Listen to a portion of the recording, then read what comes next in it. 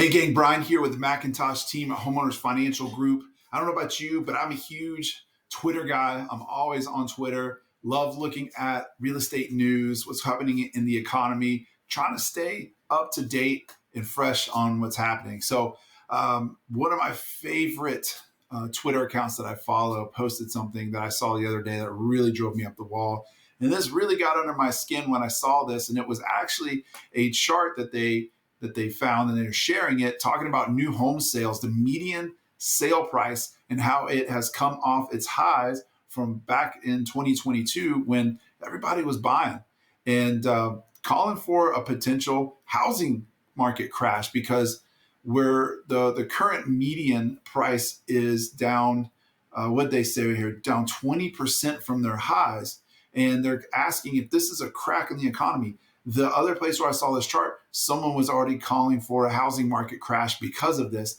And it's comical to me at least. There's a lot of smart people out there. I'm not going to consider myself a smart person, but when I'm looking at this from my vantage point as a mortgage professional, as someone who talks to clients all the time about home values and interest rates and payments and all of that, you look at this and you go, wow, you can't judge the health of the market solely based off of median sales price, because a median sales price is the exact middle sales price in a long list of sales prices. We're talking tens of thousands of homes that are sold on a monthly basis.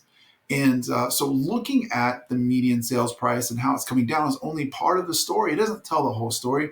And that's what's so frustrating about seeing media posts like this.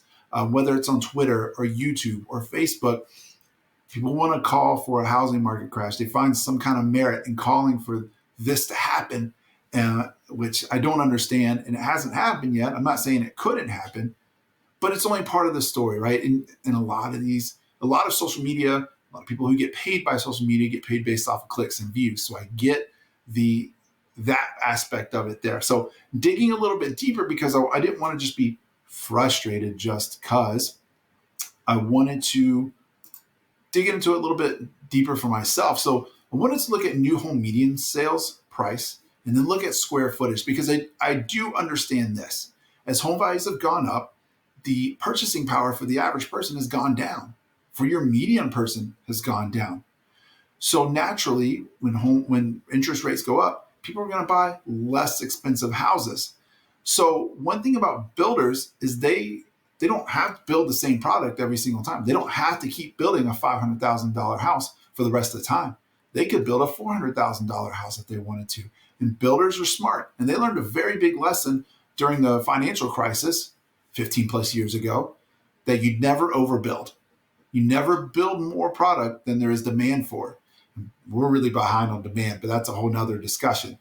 So what I want to show you is this chart that I put together showing that same median sales price starting in late 2020.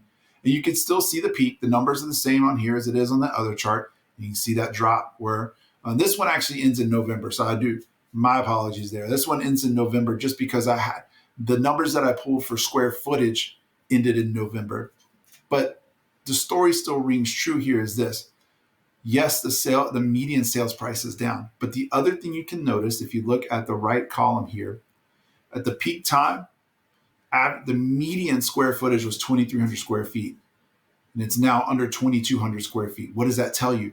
Well, first off, when you look at the chart, builders started building smaller houses before rates turned, because this chart on the right is showing completed square footage. So these houses were done being built and they were being sold.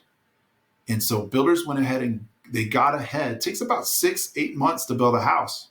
So when rates turned, builders had already started planning and building smaller houses, knowing that with the higher rates was going to come limiting factors here. We're going to have buyers that were going to have smaller pockets, shallower pockets. So what do? Well, you don't want to build houses that people can't buy. You build houses for people that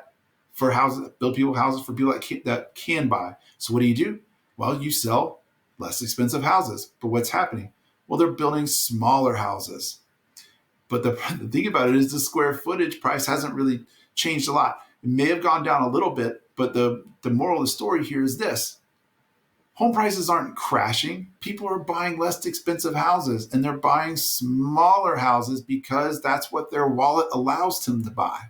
This is a very different situation from looking back in 2008, 9, 10, 11, where people couldn't because they lost their job.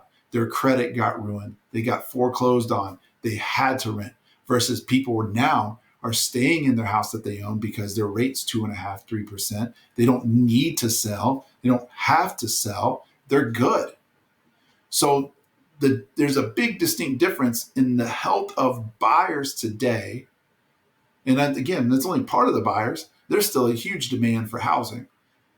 But when we look at new sales prices aren't going down because people are refusing to buy. New sales prices are going down because there are still buyers out there, and home builders are supplying what the buyers want.